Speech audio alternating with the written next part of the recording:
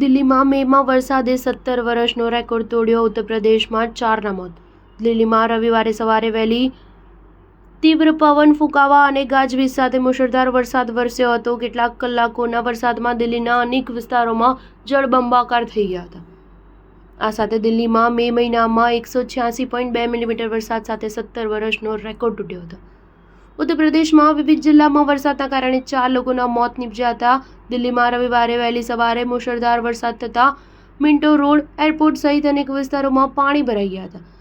દિલ્હીમાં સામાન્ય રીતે મે મહિનામાં તીવ્ર ગરમી અને લૂનો પ્રકોપ જોવા મળતો હોય છે, પરંતુ આ વર્ષે દિલ્હીમાં વાતાવરણમાં મોટો ફેરફાર નોંધાયો છે. આ વર્ષે દિલ્હીમાં મુશળધાર વરસાદ થતાં 17 વર્ષનો વિક્રમ તૂટ્યો છે. હવામાન વિભાગે જણાવ્યું કે રવિવારે સવારે દિલ્હીમાં 81.2 મિલીમીટર વરસાદ પડ્યો હતો. દિલ્હીમાં મે મહિનામાં કુલ 186.2 મિલીમીટર વરસાદ નોંધાયો છે, જેને પગલે વર્ષ 2018ના મે મહિનામાં 165 મિલીમીટર વરસાદનો રેકોર્ડ તૂટ્યો હતો. રવિવારે વહેલી સવારે અનેક જગ્યાએ પાણી ભરાતા BMW, મર્સિડીઝ સહિતની મોંઘી ગાડીઓ પાણીમાં ફસાઈ ગઈ હતી. વરસાદના કારણે દિલ્હીમાં 17 આંતરરાષ્ટ્રીય સહિત 49 ફ્લાઇટ ડાયવર્ટ કરવાની ફરજ પડી હતી, જ્યારે 200થી વધુ ફ્લાઇટના શેડ્યુલ વિલંબમાં મુકાયા હતા. ઉત્તર પ્રદેશમાં પણ વરસાદ અને આંધી તોફાને ભારે કેર વધાર્યો.